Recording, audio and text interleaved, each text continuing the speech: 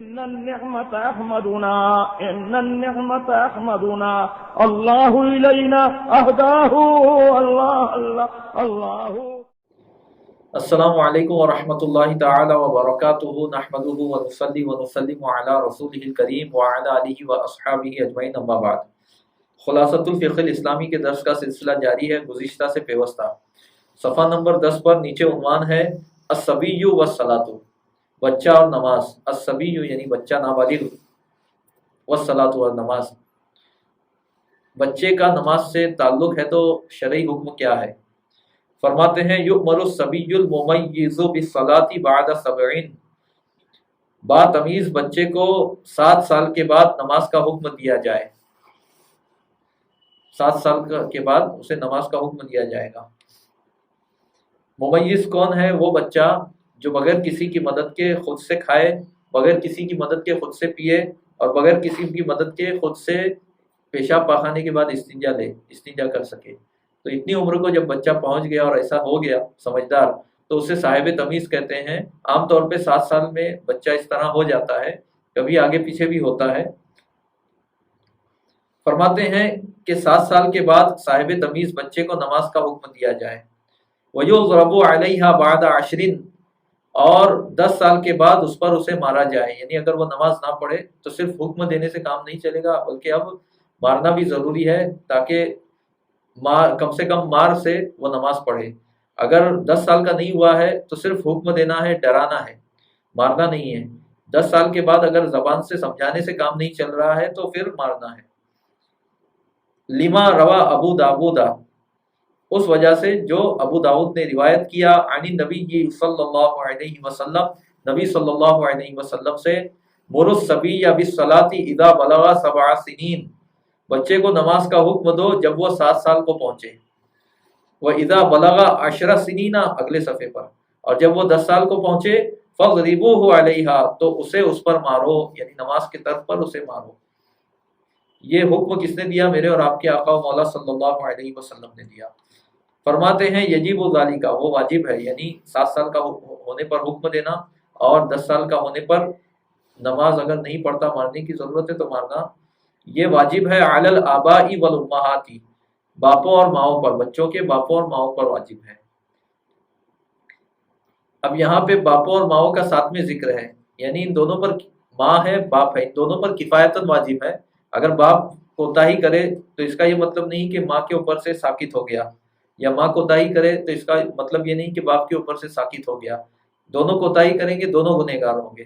ہاں کوئی ایک حکم دے دے تو انشاءاللہ دوسرے کی طرف سے بھی فرض کفایہ ادا ہو جائے گا۔ پھر کسی بچے کے ماں باپ نہیں ہے تو فرماتے ہیں ثم الاجداد والجدات، پھر داداؤں اور دادیوں پر۔ پھر اس کے بعد ثم الاوصیاء، پھر اوصیاء پر۔ اوصیاء وصی کی جمع ہے، یعنی جسے وصیت کی جائے، یعنی بچے کے ماں باپ یا دادا دادی جو بھی رہے ہوں، وہ جس کو وصیت کر کے گئے ہوں بچے کی نگرانی اور پرورش کی، تو ان پر واجب ہے کہ 7 سال کا ہونے پر بچے کو نماز کا حکم دے، اور 10 سال کا ہو اور نماز نہ پڑھے تو اس کو مارے۔ فرماتے ہیں وہ قضا، اور اسی طرح یعنی حکم دینے اور مارنے ہی کی طرح، یجب علیہم، ان پر واجب ہے، ان یعلموہ، کہ بچے کو سکھائیں، جمیع الشرائع الظاہرۃ، تمام ظاہری شریعتوں کو۔ تمام ظاہری شریعتوں کا مطلب ہے جو فرض علم جتنا سیکھنا ایک مسلمان پہ فرض عین ہے، اتنا علم اس کو سکھائیں۔ اب یہ ظاہری شریعتوں کا علم، اس سے کیا مراد ہے؟ یعنی شریعت کے احکام ظاہری، جو ظاہر اور واضح احکام ہیں، ان کا علم سکھانا۔ دیکھیے شریعت کے احکام، ان کی 2 قسمیں ہیں۔ ایک وہ احکام جو بالکل واضح ہیں، موٹے موٹے احکام بالکل ظاہر ہیں، اور دوسرے وہ احکام ہیں جن میں باریکی ہے اور جن کو مسائل خفیہ بھی کہتے ہیں۔ تو ظاہری احکام اور خفی احکام، تو وہ عوام جو علماء کی صحبت میں رہتی ہے، دیندار ہے، ایسی عوام میں سے اکثر عوام جن مسائل کو نہیں جانتی وہ مسائل خفیہ یا باریک مسائل کہلائیں گے، اور ایسی عوام جو علماء کے ساتھ رہتی ہے، علماء کی صحبت میں، علماء کے قریب رہتی ہے، دیندار عوام ہے، دین سے جڑی ہوئی ہے، ایسی عوام جن مسائل کو اکثر جانتی ہے، ایسی عوام میں سے اکثر لوگ جن مسائل کو جانتے ہیں، ان مسائل کو مسائل جلیہ یا مسائل ظاہرہ یا مسائل واضحہ کہتے ہیں۔ تو مسائل خفیہ کا سیکھنا فرض عین نہیں ہے، مسائل ظاہرہ جو ہے جو ظاہر اور واضح مسائل انہی کا سیکھنا فرض عین ہے، تو بچے کو بھی انہی مسائل کا سکھانا واجب ہے کم سے کم۔ وَقَضَى يَجِبُ عَلَيْهِمْ أَن يُعَلِّمُوهُ جَمِيعَ الشَّرَائِعِ الظَّاهِرَةِ، اسی طرح ان پر واجب ہے کہ وہ بچے کو تمام ظاہری شریعت، پوری ظاہری شریعت سکھائیں، یعنی شریعت کے جو ظاہر اور واضح احکام ہیں وہ سکھائیں۔ وَأَمْرُهُ بِالْمَعْرُوفِ وَنَهْيُهُ عَنِ الْمُنكَرِ، اور معروف کا حکم دینا اور منکر سے روکنا، بچے کو معروف کا حکم دینا اور اسے منکر سے روکنا، یہ بھی واجب ہے ان پر۔ یہاں معروف سے مراد ہر وہ کام ہے کہ جس کا کرنا ضروری ہے اور اس کا چھوڑنا گناہ ہے، یعنی تمام واجبات، اور منکر سے مراد وہ کام ہے جس کا کرنا گناہ ہے، جس سے بچنا جو ہے واجب ہے۔ تو ہر واجب اور ہر گناہ، ہر واجب کا حکم دے بچے کو اور ہر گناہ سے روکے، یہ ضروری ہے۔ اگرچہ بچہ ابھی نابالغ ہے، مکلف نہیں ہے، لیکن ماں باپ وغیرہ پر واجب ہے کہ وہ بچے کو اگر دیکھیں کہ کوئی واجب ترک کر رہا ہے تو اسے کرائیں، اس واجب پر عمل کروائیں۔ اسی طرح اگر وہ کسی گناہ کا ارتکاب کر رہا ہے تو اس گناہ سے روکیں، یہ واجب ہے ماں باپ وغیرہ پر۔ فرماتے ہیں وَضَرْبُهُ عَلَى ذَلِكَ، اور اس پر اس کو مارنا، یعنی بچہ جو کچھ فرائض و واجبات میں کوتاہی کرے گا یا گناہ کرے گا اور باز نہیں آئے گا تو 10 سال کے بعد اس کو اس پہ مارنا، یہ جو واجب ہے یہ کب تک واجب ہے؟ حتی یبلغ رشیدن، یہاں تک کہ وہ رشید ہونے کی حالت میں بالغ ہو اس حال میں کہ وہ صاحب رشد ہو۔ رشید یا صاحب رشد سے یہاں کیا مراد ہے؟ وہ بچہ جو گناہ کبیرہ نہ کرے، علم حاصل کر لیا، اس نے بالغ ہو گیا اس حال میں کہ علم فرض علم حاصل کر چکا ہے اور اس پر اب اس کا عمل بھی ہے، علم حاصل کیا، اس پر عمل ہے، گناہ کبیرہ نہیں کرتا اور گناہ صغیرہ پر اصرار نہیں کرتا، اگر اس کی جو نیکیاں ہیں اس کے گناہوں پر غالب ہو، زیادہ ہو، اس کی طاعت اس کی معصیات پر غالب ہو، جیسا کہ دوسرے مقامات پر رشید کی تعریف کی گئی۔ اتنا سمجھ لیجئے کہ علم حاصل کر کے باعمل ہو چکا ہے، اس وقت تک، بالغ ہونے کے بعد بھی، جب تک کہ باعمل نہ ہو، علم حاصل کرتے ہوئے پھر باعمل نہ ہو، تب تک کہ یہ ساری چیزیں ماں باپ وغیرہ پر واجب ہیں کہ وہ امر بالمعروف کریں، نہیں انل منکر کریں، اور اس کو تمام ظاہری شریعتیں سکھائیں، نماز کا حکم دیں وغیرہ وغیرہ۔ ویسے امر بالمعروف نہیں انل منکر کے بیان میں آپ پڑھیں گے کہ یہ تو بچے کے ساتھ خاص نہیں ہے، بلکہ کوئی بھی مسلمان جو ناجائز کام کرے تو جو بھی اس کو روک سکتے ہیں ان پر روکنا واجب ہے، یا تو زبان سے، ہاتھ سے نہیں تو زبان سے، ورنہ کم سے کم دل میں برا جانے۔ بہرحال تو صاحب رشد بالغ شخص جب تک نہ ہو جائے، بالغ ہو، ساتھ میں رشد و ہدایت مطلب بعمل ہو جائے، اس وقت تک یہ سب واجب ہے۔ بعض اوقات بچہ بالغ ہوتا ہے مگر اب تک اس کو جو فرض علم حاصل کرنا ہے وہ کیا نہیں ہے، تو ماں باپ پر اب بھی واجب ہے کہ وہ اس کو سکھائیں۔ اسی طرح کوئی بچہ ہے جو فرض علم حاصل کر چکا ہے لیکن اب بعمل نہیں بنا، تو ماں باپ پر لازم ہے کہ اس کی تربیت اب بھی کریں، بعمل بنائیں اس کو۔ فرماتے ہیں وہ اجرت تعلیمہ فی مالہ، اور بچے کی تعلیم کی اجرت بچے کے مال میں ہے۔ ثم علی ابیہ، پھر اس کے والد پر ہے، ثم علی امہ، پھر اس کی ماں پر ہے۔ یعنی بچے کا اگر کچھ مال ہے، وصیت وراثت وغیرہ میں کچھ مال ملا ہے یا اس کو کسی نے ہبہ کیا ہے، تو اس مال کے ذریعے اس کی تعلیم کا خرچ دیا جائے گا۔ والدین بھی دے سکتے ہیں، لیکن اگر والدین نہ دینا چاہے تو بچے کے مال سے دے سکتے ہیں۔ پھر بچے کا کوئی مال نہیں ہے تو پھر والد پر واجب ہے، والد کا مال نہیں ہے، ماں کا مال ہے تو پھر ماں پر واجب ہے۔ آگے عنوان ہے شروط الصلاۃ، نماز کی شرطیں۔ فرماتے ہیں للصلاۃ شروط و ارکان، نماز کی چند شرطیں اور چند ارکان ہیں، لا تصح الصلاۃ بدونها، جن کے بغیر نماز صحیح نہیں ہوتی۔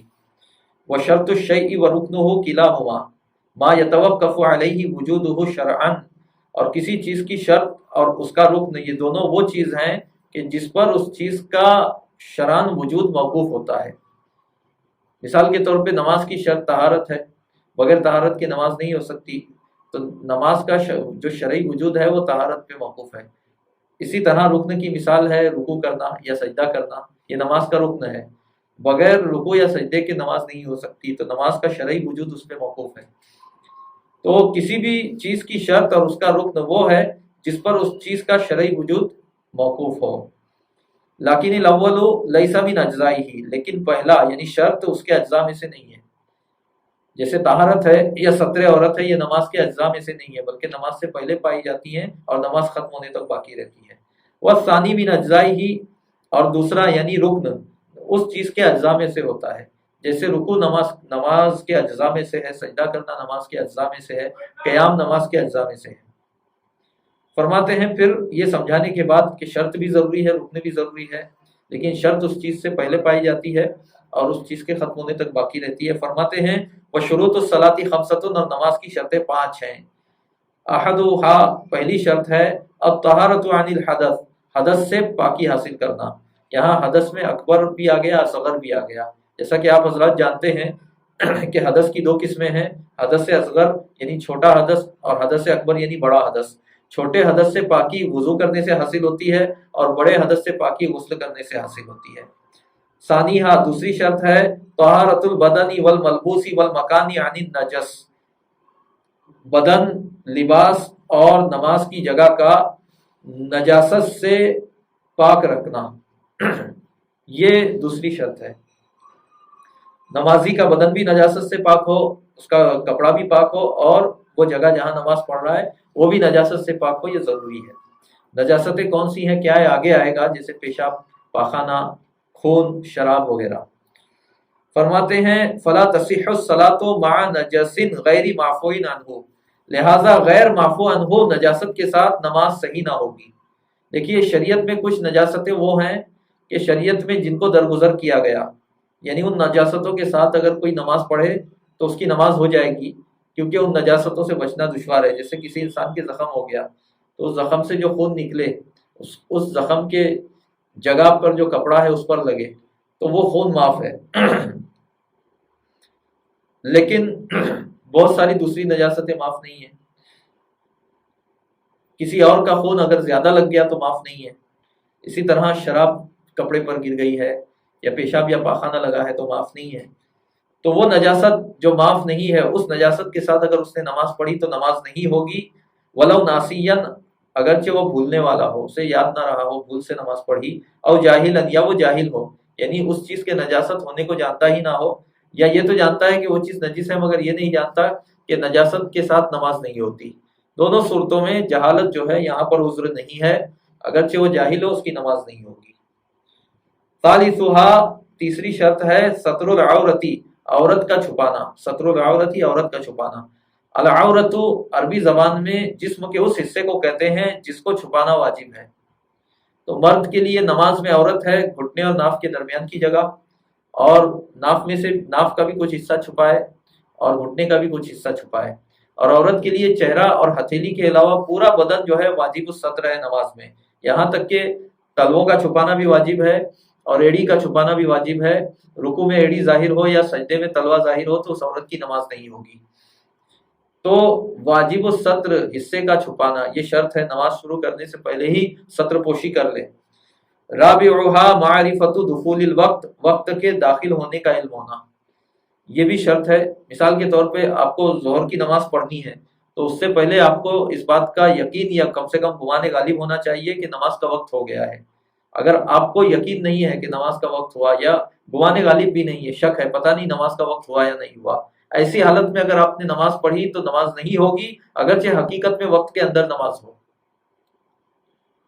فرماتے ہیں فمن صلی بغیر معرفتہ یقینا او ظنا، لہذا جس نے نماز کے وقت کی یقینی یا ظنی معرفت کے بغیر نماز پڑھی، ظن سے مراد گمان غالب ہے، لم تصح صلاتہ، تو اس کی نماز صحیح نہ ہوگی۔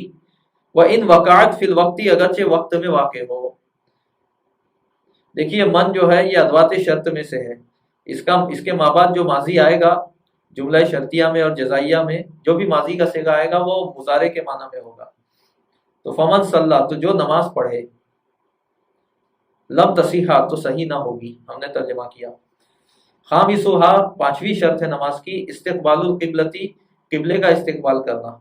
اس کے بارے میں بھی تفصیل آگے آئے گی۔ قبلہ رخ ہوئے بغیر اگر کوئی اللہ اکبر کہہ کے نماز رکعت باندھے تو نماز ہی نہیں ہوگی۔ سب سے پہلے قبلہ رخ ہو جائے، پھر جو ہے وہ نماز پڑھنا شروع کرے، اور ختم ہونے تک قبلہ رخ ہونا ضروری ہے، یہ شرط کا معاملہ ہے۔ مگر یہاں پہ 2 صورتیں بتائی ہیں جن میں قبلہ رخ ہونا ضروری نہیں ہے۔ پہلی صورت جو ہے سخت خوف کا عالم ہے اور ہم کسی دشمن سے ڈر کے بھاگ رہے ہیں، کیونکہ دشمن ہمارے جان کے در پہ ہے یا وہ ہمیں شدید نقصان پہنچائے گا، تو ہم اس سے ڈر کے بھاگ رہے ہیں، راستے میں نماز کا وقت ہو جائے، تو اب جس حال میں ہے نماز پڑھنا ہے، مگر قبلہ رخ ہم نہیں کر پائیں گے کیونکہ جس سمت بھاگ رہے ہیں وہ قبلے کی سمت نہیں ہے، تو ایسی صورت میں جو ہے معاف ہے، قبلہ رخ ہونا ضروری نہیں ہے۔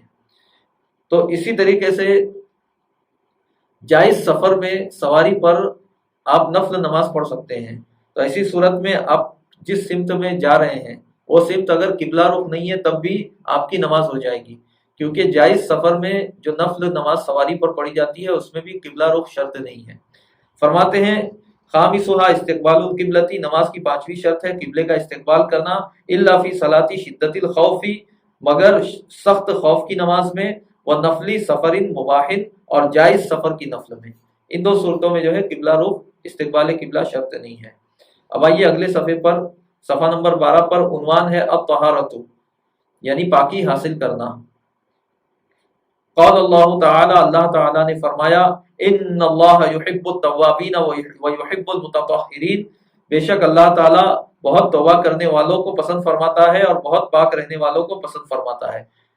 سورہ بقرہ کی آیت نمبر 222 ہے۔ قال رسول اللہ صلی اللہ علیہ وسلم، اور رسول اللہ صلی اللہ علیہ وسلم نے فرمایا، مفتاح الصلاۃ الطہور، نماز کی کنجی پاکی حاصل کرنا ہے۔ دیکھیے دو لفظ ہیں، ایک ہے الطہور تا کے زبر کے ساتھ، اور دوسرا ہے الطہور تا کے پیش کے ساتھ۔ الطہور جو اس حدیث میں تا کے ضمے کے ساتھ ہے، یعنی پاکی حاصل کرنا مصدر، اور الطہور، طہور پانی کی صفت ہے، یعنی وہ پانی جو پاک بھی ہو، پاک کر سکتا ہو، اسے طہور کہتے ہیں، جیسا کہ اللہ نے فرمایا قرآن مجید میں وَأَنزَلْنَا مِنَ السَّمَاءِ مَاءً طَهُورًا، اور ہم نے آسمان سے طہور پانی اتارا، یعنی پاک کرنے والا پانی اتارا۔ تو قرآن مجید میں طہور بھی آیا ہے، طہور بھی آیا ہے، طہور مصدر ہے اور طہور جو ہے یہ پانی کی صفت ہے۔ تو یہاں فرماتے ہیں مفتاح الصلاۃ الطہور، یعنی نماز کی کنجی پاکی حاصل کرنا ہے۔ یہ حدیث جو ہے ابو داؤد، ترمذی، دارمی اور ابن ماجہ میں ہے۔ وقال، اور فرمایا رسول اللہ صلی اللہ تعالی علیہ وسلم نے، لا تقبل صلاۃ بغیر طہور، بغیر پاکی حاصل کیے کوئی نماز قبول نہیں کی جاتی۔ یہ حدیث مسلم شریف میں ہے۔ فرماتے ہیں الطہارۃ لغتاً النظافۃ، الطہارۃ لغتاً النظافۃ، لغت میں طہارت نظافت ہے، یعنی صفائی ستھرائی کرنا۔ وشرعاً، اور شریعت میں طہارت کا کیا مطلب ہے؟ اصطلاح شرع میں رفع المنع المرتب علی الحدث او الخبث، اس منع کو رفع کرنا یا دور کرنا ہے جو حدث یا نجاست پر مرتب ہو۔ منع سے کیا مراد ہے؟ دیکھیے وہ کیفیت جس میں نماز پڑھنا منع ہے، یعنی نماز پڑھیں گے اس کیفیت کے ساتھ تو نماز ہوگی نہیں۔ وہ کیفیت کون سی ہے؟ نمبر 1 حدث ہے، نمبر 2 نجاست کے ساتھ ہونا، یہ دو کیفیت ہے۔ حدث کی دو قسمیں ہیں، حدث اصغر، حدث اکبر۔ تو چاہے حدث اصغر والا ہو تب بھی اس کی نماز درست نہیں ہے، چاہے حدث اکبر والا ہو تب بھی اس کی نماز درست نہیں ہے۔ تو حدث یہ نماز پڑھنے سے جو ہے روکنے والی کیفیت ہے۔ اسی طرح اگر اس کے کپڑے یا بدن پر نجاست لگی ہے یا نماز کی جگہ پر نجاست لگی ہے تب بھی نماز نہیں ہوگی۔ تو چاہے نجاست لگی ہو یا حدث طاری ہو، یہ وہ کیفیت ہے جو نماز کو مانے ہے۔ تو اس منع کو رفع کرنا جو حدث یا نجاست پر مرتب ہو، یہی طہارت ہے۔ رفع المنع المرتب علی الحدث او الخبث، حدث یا نجاست پر مرتب منع کا رفع کرنا، اسے طہارت کہتے ہیں۔ اب اس میں وضو بھی آ گیا، غسل بھی آ گیا اور نجاست کا ازالہ بھی آ گیا، تینوں آ گئے۔ فرماتے ہیں والحدث حدثان، اور حدث دو حدث ہیں، حدث اصغر و حدث اکبر، حدث اصغر اور حدث اکبر، چھوٹا حدث اور بڑا حدث۔ فالطہارۃ عن الاول الوضوء، لہذا پہلے سے طہارت حاصل کرنا، پہلے حدث سے یعنی حدث اصغر سے طہارت حاصل کرنا وضو ہے۔ والطہارۃ عن الثانی الغسل، اور دوسرے حدث سے پاکی حاصل کرنا یعنی حدث اکبر سے پاکی حاصل کرنا غسل ہے۔ اللہ تبارک و تعالی نے مسلمانوں پر طہارت حاصل کرنے کو فرض قرار دیا ہے نماز کے لیے۔ فرماتے ہیں الوضوء، اب حدث پر گفتگو کریں گے. پھر حدث کی دو قسمیں ہیں، چھوٹا حدث بڑا حدث. چھوٹے حدث سے پاکی کو وضو کہتے ہیں. تو اب وضو کے بارے میں گفتگو کریں گے. عنوان ہے اسی صفحے پر، صفحہ 12 ہی پر ہے، الوضوء یعنی وضو کرنا. قال اللہ تعالی، اللہ تعالی نے فرمایا، یا ایھا الذین آمنوا، اے ایمان والو، اے وہ لوگ جو ایمان لائے، اذا قمتم الی الصلاۃ، جب تم نماز کا ارادہ کرو، فاغسلوا وجوہکم وایدیکم الی المرافق، تو تم اپنے چہروں اور ہاتھوں کو کوہنیوں سمیت دھو. وامسحوا برؤوسکم، اور اپنے سروں کا مسح کرو. وارجلکم الی الکعبین، اور ٹخنوں سمیت اپنے پاؤں کو دھو. یہ وضو کا طریقہ اور وضو کا حکم اس آیت میں بیان کیا گیا.